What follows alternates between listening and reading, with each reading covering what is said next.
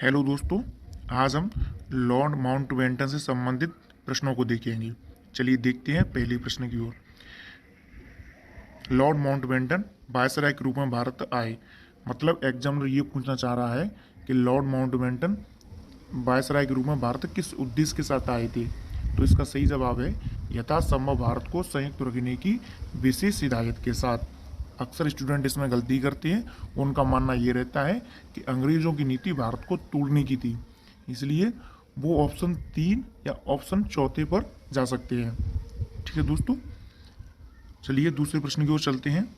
दूसरा प्रश्न है, कौन सी योजना स्वतंत्रता का आधार बनी। तो दोस्तों इसका सही जवाब है माउंटबेटन योजना। माउंटबेटन योजना के आधार पर ही देश स्वतंत्र हुआ था। माउंटबेटन योजना के आधार पर ही देश का विभाजन हुआ था। माउंटबेटन योजना के आधार पर ही अंग्रेजों से भारतीयों को सत्ता स्थानांतरण हुई थी। ठीक है दोस्तों, अगले प्रश्न की ओर चलते हैं। अगला प्रश्न है, माउंटबेटन योजना आधार बनी सत्ता स्थानांतरण का। अभी हमने आपको बताया था।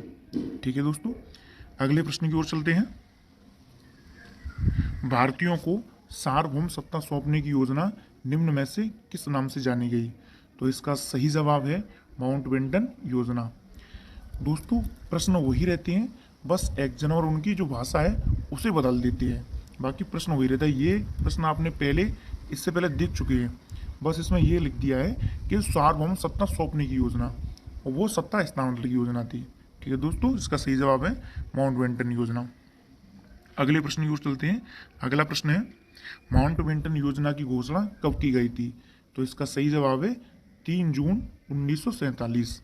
ठीक है, इसीलिए माउंटबेटन योजना को 3 जून योजना भी कहते हैं। बाल्क प्लान, दोस्तों ये बाल्क नहीं बाल्कन है, बाल्कन है। तो बाल्कन प्लान किसने बनाया था। दोस्तों इसका सही जवाब है माउंटबेटन ने। ठीक है दोस्तों, अब हम अगले प्रश्न की ओर चलते हैं। अगला प्रश्न है, रेड क्लिफ समिति किसके लिए बनाई गई थी। तो रेड क्लिफ समिति थी वो भारत और पाकिस्तान के बीच सीमाओं को निर्धारित करने के लिए बनाई गई थी। पिछली वीडियो में हमने आपको बताया था कि पंजाब और बंगाल में विभाजन होना था। बंगाल का कौन सा हिस्सा भारत में आए, कौन सा हिस्सा पाकिस्तान में जाए। इसी प्रकार पंजाब का कौन सा हिस्सा पाकिस्तान में जाए, कौन सा हिस्सा भारत में जाए। इसके लिए 2 समिति के गठन किया गया था। पंजाब के लिए पंजाब सीमा समिति, बंगाल के लिए बंगाल सीमा समिति। इन दोनों समितियों के अध्यक्ष थे वो रेड क्लिफ थे, और इनके 4 मेंबर थे। 2 मेंबर भारतीय राष्ट्रीय कांग्रेस से थे, 2 मेंबर मुस्लिम लीग से थे। इसका सही जवाब ये है। अब चलते हैं अगले प्रश्न की ओर। पंजाब सीमा समिति और बंगाल सीमा समिति के अध्यक्ष कौन थे। तो इसका सही जवाब है रेड क्लिफ। अगले प्रश्न की ओर चलते हैं दोस्तों। अगला प्रश्न है, अंतरिम सरकार में भारत के प्रधानमंत्री की नियुक्ति किसने की थी। तो अंतरिम सरकार में भारत के प्रधानमंत्री की नियुक्ति गवर्नर जनरल ने की थी।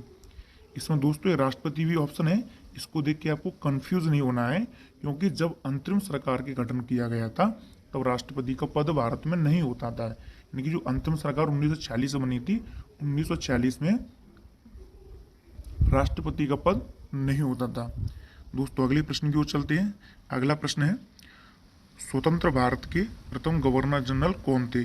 तो स्वतंत्र भारत के जो पहले गवर्नर जनरल यानी 15 अगस्त 1947 के बाद में भारत में कौन गवर्नर जनरल था, वो थे लॉर्ड माउंटबेटन। अगले प्रश्न की ओर चलते हैं। अगला प्रश्न है, स्वतंत्र भारत का अंतिम गवर्नर जनरल कौन था। यानी कि जिसके बाद भारत में गवर्नर जनरल का पद समाप्त हो गया था, वो थे सी राजगोपालाचारी। सी राजगोपालाचारी अंतिम भारत में गवर्नर जनरल थे। सी राजगोपालाचारी के बाद में गवर्नर जनरल का पद भारत से समाप्त कर दिया था। अगले प्रश्न की ओर चलते हैं। अगला प्रश्न है, स्वतंत्र भारत के पहले भारतीय गवर्नर जनरल कौन थे। स्वतंत्र भारत के पहले भारतीय शब्द जुड़ा है, तो भारतीय गवर्नर जनरल थे सी राजगोपालाचारी। अगले प्रश्न की ओर चलते हैं दोस्तों। अगला प्रश्न है, विभाजन परिषद के अध्यक्ष लॉर्ड माउंटबेटन और भारतीय राष्ट्रीय कांग्रेस से इसके सदस्य कौन थे। मतलब विभाजन परिषद बनाया हुआ था जिसके अध्यक्ष तो लॉर्ड माउंटबेटन थे और भारतीय राष्ट्रीय कांग्रेस से इसके 2 सदस्य थे, तो वो कौन थे? तो इसके सदस्य थे, एक जवाहरलाल नेहरू थे, दूसरे सरदार वल्लभ भाई पटेल थे। तो इसका सही जवाब होगा उपरोक्त दोनों। अगला प्रश्न है, माउंटबेटन की गांधी जी से पहली बार मुलाकात कब हुई थी? तो इसका सही जवाब है 31 मार्च 1947।